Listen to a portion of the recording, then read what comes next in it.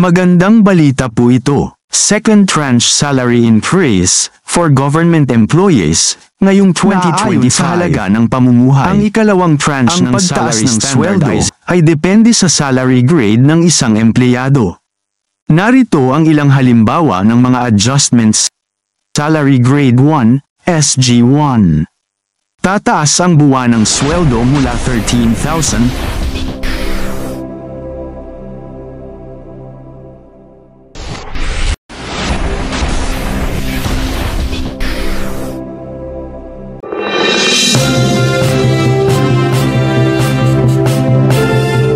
Magandang araw po mga kaguro.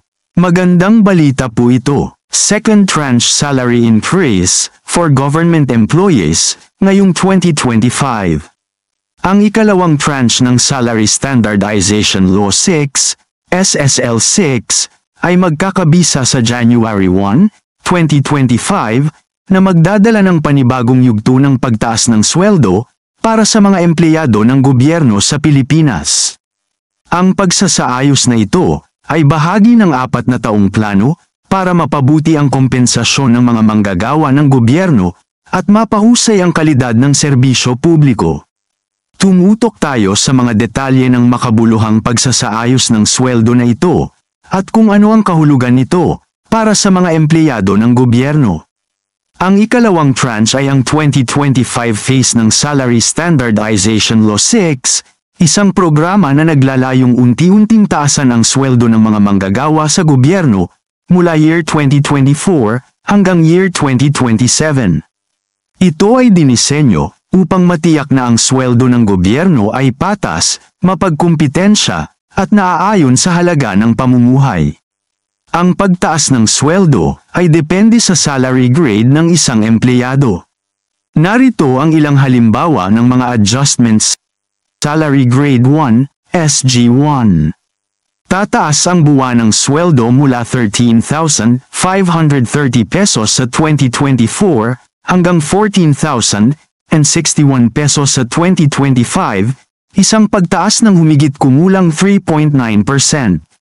At sa salary grade 10, SG10, ang buwanang sweldo ay tataas mula 22,190 pesos sa 2024 hanggang 23,248 pesos sa 2025.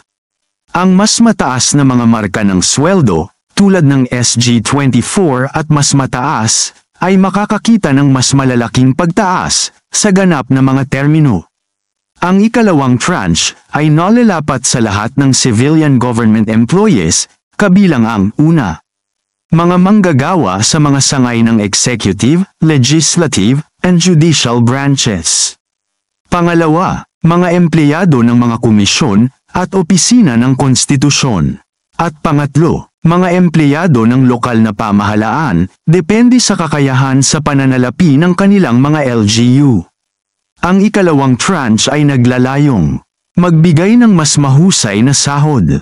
Ang mga empleyado ay magkakaroon ng higit na katatagan sa pananalapi sa pagtaas ng sweldo. Pahusayin ang serbisyong pampubliko. Ang mga manggagawang may mahusay na bayad ay malamang na maghatid ng mas mahusay na serbisyo sa mga mamamayan. Motivate workers. Ang mga incremental na pagtaas ng sweldo ay nagbibigay ng gantimpala sa mga empleyado at hinihikayat ang mas mahusay na pagganap. Address inflation. Ang pagsasaayos ay tumutulong sa mga manggagawa na makayanan ang tumataas na gastos sa pamumuhay. Magkakabisa ang mga bagong rate ng sweldo sa January 1, 2025.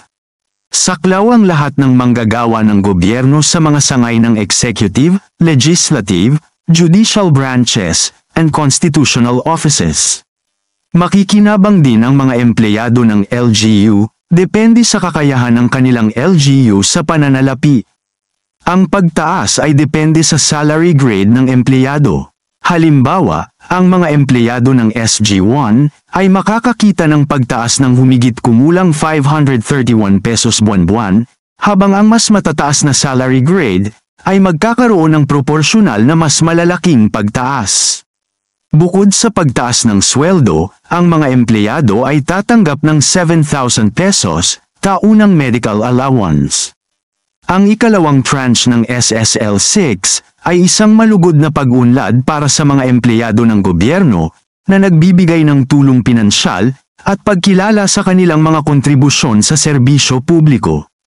Ang pagtaas na ito, simula January 1, 2025, ay isa pang hakbang tungo sa pagtiyak ng patas at mapagkumpetensyang kompensasyon para sa lahat ng manggagawa ng gobyerno sa Pilipinas.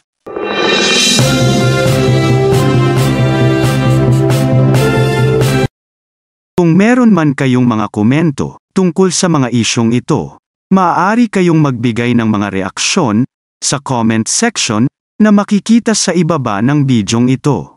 Maraming salamat. At kung ikaw ay interesado ng mga bidyong tulad nito, mangyaring suportahan ang channel na ito sa pamamagitan ng pagpindot ng like, pag-share ng mga video at kung bago ka pa lang sa channel na ito, please subscribe sa channel na ito at pindutin ang notification bell at piliin ang all upang maabisuhan ka para sa mga paparating pang mga videos.